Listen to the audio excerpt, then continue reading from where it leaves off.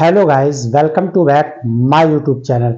मैं डॉक्टर राजेश कुमार तिवारी आज फिर उपस्थित हुआ हूँ एक नए टॉपिक के साथ। आज का टॉपिक है energy store in a capacitor. Energy store in a capacitor यानी कि एक कैपेसिटर में एनर्जी स्टोर होती है तो वो किस फॉर्म में स्टोर होती है। एक वर्क होगा, इसमें वर्क करते हैं इसमें, ठीक है, डन वर्क, तो वो किस फॉर्म में, एनर्जी के फॉर्म में स्टोर होता है। कैपेसिटर में या तो चार्ज स्टोर कर सकते हैं या फिर एनर्जी, और वो एनर्जी पोटेंशियल एनर्जी के फॉर्म में स्टोर होती है। तो चार्ज स्टोर का तो केस आप लोग पहले पढ़ चुके हैं और इसका लिंक मैंने डिस्क्रिप्शन में दे दिया, तो वहां जाकर आप देख लीजिएगा। देखिए, चार्ज स्टोर के केस को तो आप जनरली आप देखिए यहाँ पर एनर्जी स्टोर कैसे होगी इसके बारे में जानते हैं।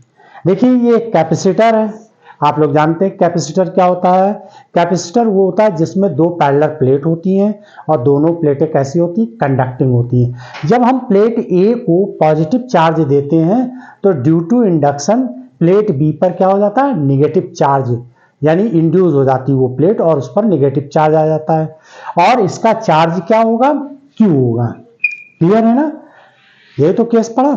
लेकिन अब ध्यान दीजिए, यहां पर जब हम चार्ज स्टोर करते हैं तो हमें कुछ वर्क करना पड़ता है। जब हम चार्ज स्टोर करते हैं तो हमें कुछ वर्क करना पड़ता है। यह बात समझिएगा, यानी कि एक्सटर्नल वर्क। एक्सटर्नल वर्क तो आप जानते हैं पोटेंशियल की डिफिनेशन क्या होती है। पोटेंशियल की डिफिनेशन ये होती है, work done by external agent in a bringing positive test charge from one point to another point. ये हमने पोटेंशियल की डिफिनेशन पढ़ी है, ठीक है ना।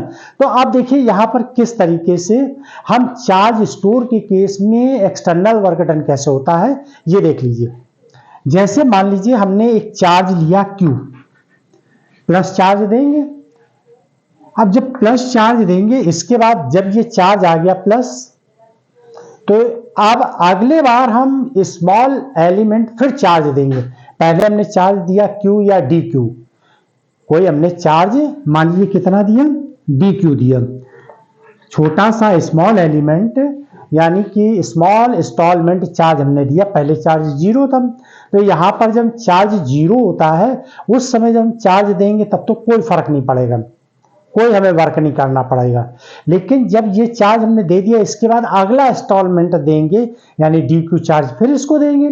तो जब DQ इसको चार्ज देंगे यानी नेक्स्ट अमाउंट जो होगा हमारा DQ होगा, जो हम इस प्लेट को चार्ज देंगे। तो जब ये चार्ज इसके पास ले जाएंगे तो ये क्या करेगा, दोनों पॉजिटिव है, रिपल करेंगे। दोनों चार्ज क्या करेंगे, रिपल करेंगे। तो रिपल करेंगे तो हमें क्या करना है, चार्ज स्टोर करना है। तो यानी इस चार्ज के अगेंस्ट हम इस चार्ज को ले जाएंगे, क्योंकि ये चार्ज क्या करेगा, इसको रिपल करेगा, अपोज करेगा। ये चार्ज क्या करेगा, अपोज करेगा। तो जब अपोज करेंगे तो इस अपोज के अगेंस्ट वर्क करेंगे। जब इस चार्ज को इसके पास ले जाएंगे तो हमें वर्क करना पड़ेगा और वो वर्क क्या होगा, पोटेंशियल एनर्जी के फॉर्म में स्टोर हो जाएगा। क्लियर है। तो इस तरीके से हम क्या करेंगे, पहले मान लीजिए हमने Q चार्ज दिया, फिर हमने DQ चार्ज दे दिया, फिर Q चार्ज दे दिया। मान लीजिए पहले हमने उसको चार्ज कितना दिया, फर्स्ट टाइम चार्ज 0 था, 0 से मैंने कितना दे दिया, DQ दे दिया, फिर कितना दे दिया, फिर नेक्स्ट DQ दिया। यानी स्मॉल इंस्टॉलमेंट बार बार चार्ज का हम देंगे प्लेट को। तो इस तरीके से क्या होगा, चार्ज स्टोर होगा। लेकिन यहां पर एक बार चार्ज देने के बाद जब हम दूसरी बार चार्ज देंगे, तीसरी बार देंगे, तो हर बार क्या करेगी, प्लेट का चार्ज जो है अपोज करेगा। तो इस अपोज चार्ज के अगेंस्ट जो हम वर्क करेंगे यानी एक्सटर्नल वर्क होगा, वो क्या होगा, पोटेंशियल एनर्जी के फॉर्म में स्टोर हो जाएगा। क्लियर है। तो देखिए, अब जब चार्ज 0 था और 0 से हम कहां तक चार्ज देते हैं, मान लीजिए हमने Q दिया, 0 से चार्ज हमने कितना दिया, Q दिया। तो उस ड्यूरेशन में पोटेंशियल कितना हो गया, उस समय पोटेंशियल कितना हो जाएगा, V हो जाएगा। जब हम चार्ज 0 से Q तक देते हैं तो उस समय पोटेंशियल कितना हो जाता है, V हो जाता है। क्लियर है। पोटेंशियल डिफरेंस कितना आ जाता है, V आ जाता है। तो आप देखिए इसमें क्या लिखेंगे और लिखने के बाद किस तरीके से ड्राइव करेंगे formula. The energy of A charged capacitor is the amount of work done in charging it. The energy of a charged capacitor is the amount of work done in charging it. Consider a capacitor C which is given a total charge Q. मान लीजिए हमने total charge कितना दिया, Q दिया। कहां से, देखिए मैंने कहा क्या कहा, 0 फिर DQ फिर DQ। ये इंस्टॉलमेंट, स्मॉल इंस्टॉलमेंट चार्ज हम बार बार दे रहे हैं और कहां तक ले जाते हैं, 0 से Q तक। उस ड्यूरेशन में पोटेंशियल कितना हो जाता है, V, और V इक्वल टू क्या होता है, Q बाई C। Q क्या है, चार्ज है, C क्या है यहाँ पर, कैपेसिटेंस, कैपेसिटेंस ऑफ कैपेसिटर। तो Q2 Q प्लस DQ तक हम इसको क्या करते हैं, चार्ज देते हैं। तो देखिए वर्क डन कितना, DW equal to V DQ। Small instalment charge के लिए वर्क डन कैसा होगा, वेरी स्मॉल होगा। तो DW इक्वल टू क्या हो जाएगा, V इंटू DQ।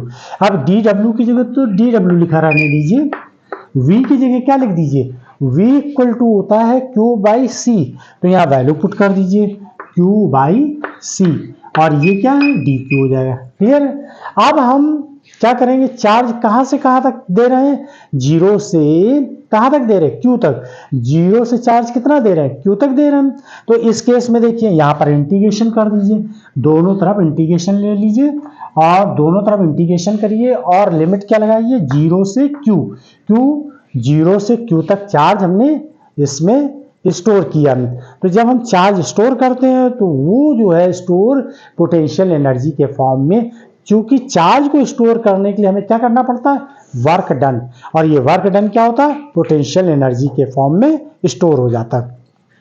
तो DW इक्वल टू क्या है, DW इक्वल टू क्या हो जाएगा, इंटीग्रेशन करेंगे DW का तो कितना आ जाएगा, W आ जाएगा। और यहां पर 1/C को तो बाहर कर दीजिए, इंटीग्रेशन Q DQ, और ये लिमिट कितनी है, 0 टू Q है। क्लियर। अब वैल्यू क्या निकल कर आ जाएगी, W इक्वल टू 1/C ऐसे रहेगा, और Q का इंटीग्रेशन करेंगे तो क्या आ जाएगा, Q का इंटीग्रेशन करेंगे तो Q स्क्वायर बाई 2 हो जाएगा, और लिमिट क्या हो जाएगी, Q और 0। लिमिट पुट कर दीजिए यहाँ पर तो कितना हो जाएगा, Q स्क्वायर बाई 2, और 0 लिमिट करेंगे तो टर्म 0 ही हो जाएगा, तो यही टर्म आ जाएगा यहाँ पर। तो वैल्यू क्या हो जाएगी, DW equal to Q square upon 2C। ये जो है वर्क डन किसके फॉर्म में, energy store in a capacitor. तो यही फार्मूला हो जाएगा। तो ये वर्क डन किसके इक्वल हो जाएगा, work done equal to energy store in a capacitor equal to, अब इसको हम U से रिप्रेजेंट करेंगे, चाहे आप W से रिप्रेजेंट करिए चाहे आप U से। Q square 1/2C, U equal to क्या आ जाएगा, U equal to 1/2 Q square by C। U equal to क्या हो जाएगा, Q square upon 2C। Clear. एक तो फार्मूला ये हो गया। इसके बाद अगर हम Q की वैल्यू पुट कर दें, Q इक्वल टू क्या होता है, Q इक्वल टू होता है C और V। अब C V की वैल्यू यहाँ पुट कर दीजिए तो ये आ जाएगी वैल्यू, यहाँ पे लिखिए 1/2 Q की value C square V square upon C। एक वैल्यू कैंसिल हो जाएगी, पावर एक कैंसिल हो जाएगी, C से C की एक पावर कैंसिल कर देंगे तो 1/2 C V स्क्वायर। एक वैल्यू ये निकल कर आ जाएगी। एक बार अब हम क्या करेंगे, C की वैल्यू, देखिए दोनों बार C आ गया यहाँ पर, देखिए यहाँ दोनों बार क्या आ गया, C आ गया। अब हम क्या करेंगे, C की वैल्यू पुट कर दें। C इक्वल टू क्या होगा, यहाँ से निकाल दिए, C इक्वल टू हो जाएगा Q अपॉन V। यहाँ वैल्यू पुट कर दीजिए तो ये थर्ड फार्मूला हो जाएगा इसका, 1/2 C की वैल्यू पुट करेंगे Q अपॉन V, और ये V स्क्वायर है, एक पावर V की कैंसिल हो जाएगी, 1/2 QV। U equal to 1/2 QV। तो ये तीन फार्मूले जो हैं निकल कर आते हैं। इसमें 3 फार्मूले इसके होते हैं। न्यूमेरिकल में हमें जैसी ज़रूरत होती है उसी तरीके से यहाँ पर हम उस फार्मूले को ले लेते हैं और वैल्यू पुट करके निकाल लेते हैं। तो ये फार्मूला किसके लिए निकल कर आ गया? ये फार्मूला किसके लिए? Energy stored in a capacitor या पोटेंशियल एनर्जी ऑफ कैपेसिटर। इसको हम क्या बोल सकते हैं? Energy of potential energy of a capacitor. Clear है? तो आई होप कि आप लोगों को समझ में आया होगा। Thanks for watch my video.